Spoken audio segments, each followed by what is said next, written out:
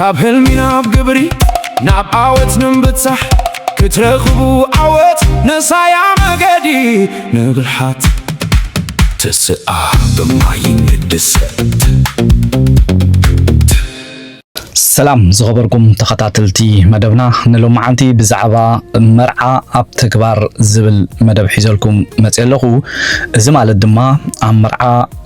ዝግበሩ ባህላዊ ሕጋጋትን ተግባራትን ዝሓዘ ክኸውን እዩ ኣብ መርዓ ዝበሃሉ ብሂላት ኣቦታት እውን ሒዘ መጽለኹ ሰናይ ምክትታል معلت مرعى مستقوطري ولدي عدمي مرعى ناب كلهم بيتسببون فتوتمون مبزحتو غزي بقال ملأختي يسدو ويدما يعدو منورم نمرعى حدثمون كترفون كله مقنطات زبهال سنة سرعات بدقي عادي زخونا أوالدن محرام زبهال دما بحادي مرعات يفتسم نبره محرام مالت عادي مرعاتن ناي قربا عواتن نتا مرعات وحود مغبن مستن كتوسد مقدات مالتيو محرم نعالتاوي علامة تباهيلو زيكونس اتا مرعات اب غزي حصنوتا وحود غزيت راي دغس لاتوص بزتخال متن وحود انت ستيان انت بليعان شنتي ايشغرانيو تلماميداتو نخصنح تباهيليو زأمن نيرو أما عالتي درو مرعى كل سب كاب روحقن كرباني إكب مرعى كم ناي مرخبن متأخبن ولدنياتات أجت أمي تقصيرو عدمات حبيرم سوا ناستيو مجبي اندات مجبون كسحكون كعللون يرأيو أما سيودما قايلا يتصاوتو إتي مرعى ناي قال انت دا اخوينو زيادة نايت اوتان حاقوسن كونتات اب درو مرعايو دوموق زخون اندا ودقن اب مشت مرعا مالت مرعات ناب اندا احماء مس اتوتيو زيادة زدمقن سب زأكبن مزراف زبال كابتن تتصنحي بأوالد دقتي عد زفتسم لمد خوينو شعو مشت يتقبر دارغا زبزح بيتسب انداغوال ابزي ناي مزراف غوايلا ككافولو سلازدليو بدرو معالتي ناب اندا مرعا ويدما انداغوال يمصو اوالد نتا اتمرعو غوال بتي نعوط رايز ملكت اغابابات غوايلان درفن يزرفا غلا كابتي ابزي اغاط امزي نمرعات ناب غزا اب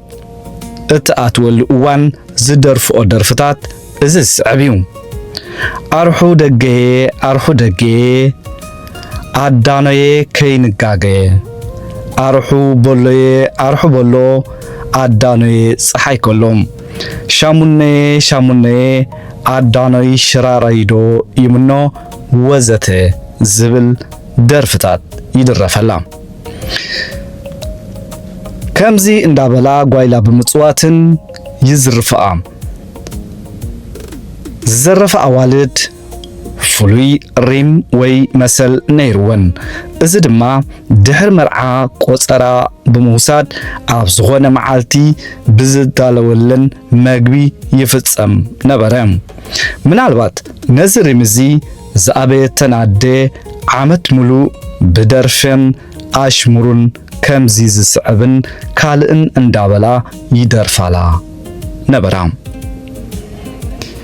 أدي إجلي أدو مويتا كلته تايتا قلب زعمتا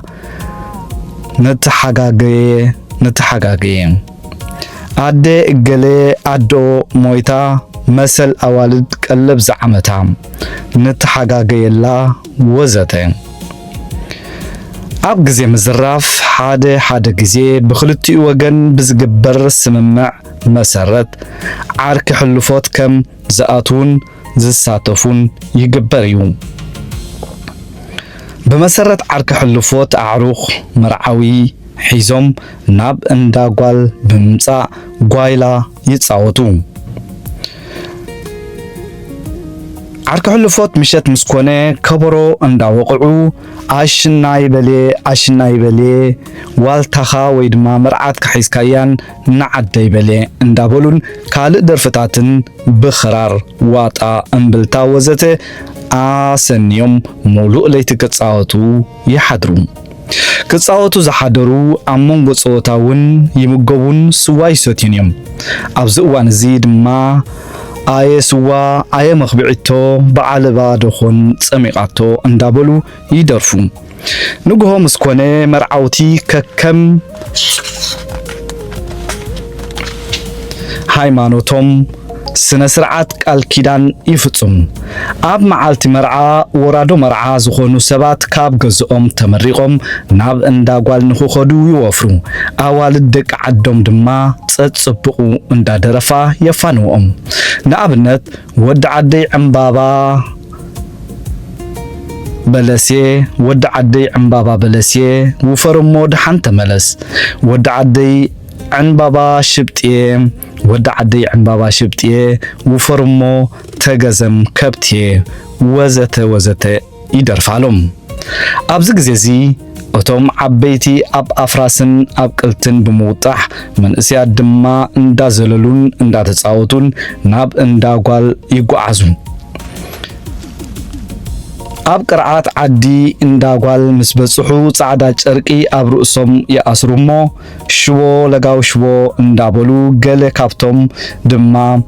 ዲኖ ተኸዲኖም ዋልታን ጨመራን ጉራደን በመሓዝ ይድብሉ። ኣዋልድ እቲ ዓዲ ድማ እንዳደረፋ ይቕበሎም። እቲ መርዓ ዝካየደሉ ዘሎ ዓዲ ናይ መርዓትን መርዓውትን ሓደ እንተኾይኑ ናዕዳ ዝበዝሖ ደርፍታት ይደርፋ። ንኣብነት ካብ ምድሪ ቤት ናብ ውሻጠየ እሰይ ተዓዊተ ንሳኹሕሎ ንስኹሕሎ ንሱ ወለሎም ኣሳፍሕለይ ከም ሮማድየ ጀጋኑ ውለዲ ኣየ መውስቦ እዚ መውስቦ መርዓ ኣጅቦ ክልቲኦም መለይ ብሓደ እንተዝዓብይለይ ወዘተ። ብኣንጻሩ እቲ መርዓዊ ካብ ካልእ ዓዲ እንተደኣ ኮይኑ ግን ጸርፊ ዝበዝሖ ደርፍታት የዘውትራ። ንኣብነት ይፈልጠካ እንዴ ወዲ ዓደይ እንዲኻ ብልቆታ ጊxe ክትልምም ዝሓገኻ ኣብ ጉንዲ ዔረ ሰቂልዋ ምሳሬ ሰኣን ዘውርደሉ ክበክ ሓደረ ኣፍንጫ ድሞ ምስ ኣቡየ ክግዘም መጽእየ ዞማይ ኢለ ኣብ መንበር ኣንቢረ ኣብ ትሕቲ ወንበሩ ቀልቀል ተኸሚሩ መፁ እንዳተጋገየፁ ዝሓደረ ዓጽሚ እንዳጋሃፁ ወዘተ ዝብል ደርፍታት እዩ። ጎርዞ ጊላዋ ዝደርፍዎ ደርፊ ዋላውን ጸርፊ ዘለዎ እንተኾነ ካብ ቀደም ኣትሒዙ ብዝጸንሐ ልምዲ መሰረት ብሕጊ ኣይቅየዱን እዮም። እቶም ወራዶ መርዓ ድማ እንዳደበሉን እንዳፈከሩን ናብ ዳስ እንዳጓል ይኣቱ። ኣንስቲ ድማ ብዕልልታን ጣቕዒትን ይቕበልኦም። ወራዶ መርዓ ብሓደ ሸነኽ ናብቲ ዳስ ፊት ንፊት ኣቦታት ጓል ዝተቐመጥሉ ብቐሊሉ ኣብ ክሰማምዑሉ ዝኽእሉ ቦታ ኣዳልዮም ኮፍ የብልዎም። እንተኾነ ወራዶ መርዓ ኮፍ ኣብ ክንዲ ምባሎም ደው ኢሎም ብዓውታ ከመይ ውዒልኩም ይብሉሞ ኣወንታዊ መልሲ ምስ ረኸቡ ይቕመጡ። ድሕሪ እዚ ክልተ ክሰማምዑሉ ዝኽእሉ ኣቦታት ዳስ ብምግባር መጀመርያ ዋሕስ ዘይባእስ ዘይንቀሳቐስ ድሒሩ ድማ ዋሕስ ድጊ ይተኽሉ። ኩሉ እዚ ኣቦታት ወዲ ኣብ ቅድሚ ኣቦታት ጓል ደው ብምባል ነቲ ስነ ስርዓት ይፍጽምዎ። ድሒሩ እውን ከም ሕግን ልምድን ብዛዕባ ትካልን ገዝምን ኣነባብራን ይረዳድኡን ይሰማምዑን። ብድሕሪ እዚ ወራዶ መርዓ ንኽምገቡ ኣብ 6-8 ሰባት ብምጉጅጃል መኣድታት ይተኽሉ። ቀደም ዋሕዲ ናይ መሳተይ ስዋ ንምቅላል ወራዶ መርዓ ንዖም ዝኸውን ወናጩ ሒዞም ክመጹውን ይሕተቱ ነይሮም። ዕዱማት ደቂ ዓዲ እውን ምስ ዋንጫኹም ምፁ ተባሂሎም እውን ስለ ዝዕደሙ መስተይኦም ሒዞም ይመጹ ነበሩ። ድሓር ግን እንዳተረፈ ምኻዱ ርድ እዩ።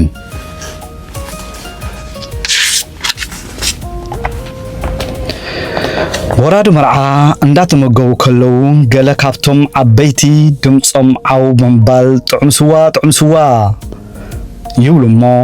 ጥዑም ይሃብኩም ዝብል መልሲ ካብ ሰበት ይወሃቦም ምስ ወራድ መርዓ ዝመጽእ ማሰኛ ብፍላይ ንእንዳጓል ብምንኣድ ጅግንነቶምን ኣስማት ወለዶምን ብምዝርዛር ማሴ ይብል ማሰኛ ነቲ ማሴ ኣውሎ ብምባል ይጅምሮም ኣውሎ ምስ በለ እቲ ማሰኛ ውሰዶ ዝብል መልሲ ምስ ረኸበ ንኣብነት ከምዚ ዝስዕብ ይብል እዞም ክልተማና መን ኣዋሰበና ክንዋሰብ ሓቂ እዞም ክልተ ወርቂ ክንዋሰብ ሓቂ ከም ሩባ ሰበነ ዛራማራ ኾነ ብናጠባ ደቋ ወዲእና ጭቃ ከም ሳዕሪ ሰሰበ ዘይውዳእ ብሰብ ከም ሳዕሪ ጸናዕቲ ንሑሱም መዓልቲ ዘይጸገበን ተሎ ንዓናብ ዝበሎ እናበሉ ብምቅብባል ኣውሎ በማለት ይጭፍሩ ድሕርዚ ወራዶ መርዓቶም ሒዞም ካብ ገዛ ተመሪቆም ቅድሚ ካብ ዳስ ምውጾም መርዓት ኣብ ማእከል ሸፊኖም ኮፍ የብልዋ እሞ ኣብ ርእሳ መብራህቲ የቐምጡላ ድሕርዚ ሓደ ካብ እንዳጓል ነቶም ዝዓርኩ በብሓደ ኣቕሪቡ ኢዶም ኣብ ርእሲ መርዓት ብምቕማጥ 3 ግዜ ብምድግጋም ዓርከት ካልኦ ትኹነካ ይብልዎ እሞ እቲ ዓርክ ድማ ዓርከተይ ትኹነኒ ብምባል 3 ግዜ ይደጋግም ወራድ መርዓ ካብ እንዳጓል መርዓቶም ሒዞም ንዓዶም እንዳኸዱ ከለው ኣዋልድ ዓዲ እንዳደረፋ ክሳብ ካብ ዓዲ ዝወጹ የፋንዎም ገለ ካብቲ ደርፍታት ንምጥቃስ ወዮ ተሃርማና ወዮ ትድስቃና ካብ ሎሚ ምሸቴ ትግፋሓልክን ምድርበቴ ኪድዮም ዓድጓና ኪድዮም ፍሽኽ እንዳበልኪ ልቦም ተዓዘብዮም ኪድበሊ ብርሃን ተዓደሊ ዓዲነየ ኣብ ገለ ከባቢታት ድማ ሳንዳይ ማለት እዩ ለከ ከምዚኣ ኣይኽን ከም ጓል ጠሎም ስሒቦም ዝሁብኽን ኣበ እዩ ዓድኽን እንተበላ ሓማትኪ እገለ ዓዲ መብራቕ ፀሓየ ድሕርዚ ኣፋኒና ሩባ ኣሳጊርና መጻናክን ሰብ ጎምቦ ሰዋና እንዳበላ ኣዋልድ ዓዲ ናብቲ እንዳጓል ይምለሳ ኣብ ብዙሕ ከባቢታት ከበሳ ኣዋልድ ዓዲ ካብ ዓደን ናብ ጎደቦ ዓዲ ትምርዓው ንዘላጓል ዓደን ብኸበሮን ደርፍን ኣፋኒና ሩባ ኣሳጊርና እንዳበላ ኣፋንየን ምምላስ ልሙድ ተርእዩ ንምንታይ ክሳብ ስግር ሩባ ዓድን ምፍናው ኣድልየን ዝብል ሕቶ ኣፈ ታሪኽና ከምዚ ኣብ ታሕቲ ተጠቂሱ ዘሎ ገለ ሓበሬታ ይልግስ እዩ እንተኾነ ኣብዚ ኣፈ ታሪኽ እዚ እቲ ኣጋጣሚ ኣበይን ማእስን ከም ዝነበረ ኣይሕብርን እዩ ነዚ ንምፍላጥ ግና ተወሳኺ መጽናዕቲ መድለየ ከምቲ ኣብ ኣፈ ታሪኽ ዝጥቀስ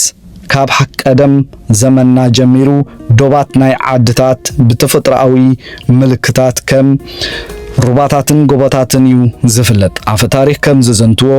ሓደ ግዜ ኣብ ናይ ቀደም ዘመን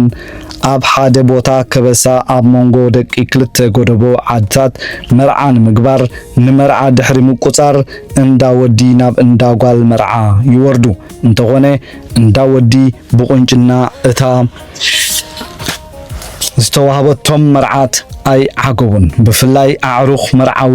ነታ መርዓት ብመልክዓ ኣዝዩ ይጸርዋ እሞ ህበይ እያ ትመስል ወዓግ እባ ትመስል ወዘተ እንዳበሉ ኣስማት እንስሳታት እንዳጸውዑ ጽላኣቶም ይገልጹ ብዝኾነ ኮይኑ መርዓ ኣቀዲሙ ተቆፂሩ ስለዝነበረ ሕግ እንዳባ መሰረት ዝገበረ ወግዓዊ ኣገባብ ተኸቲሉ ክፍጸም ስለዝነበረን ናይ መርዓ ኣገባብ ተፈጺሙ እንዳወዲ ስለ መርዓቶም ሒዞም ንዓዶም ተበገሱ ኣብ ሩባ ዓዲ ምስ በጽሑ ግና ሓንቲ ማይ ክትወርድ ዝመፀት ኣዝያ ጽብቕቲ ዝኾነት ነታ መርዓት ጓል ዓዳ ዝኾነት ጎርዞ ይረኽቡ። ኣዕሩኽ መርዓዊ ነታ መርዓት ካብ በቕሊ ኣውሪዶም ኣብ ገረብ ድሕሪ ምእሳር ነታ ጽብቕቲ ጎርዞ ክዳን መርዓት ኣልቢሶም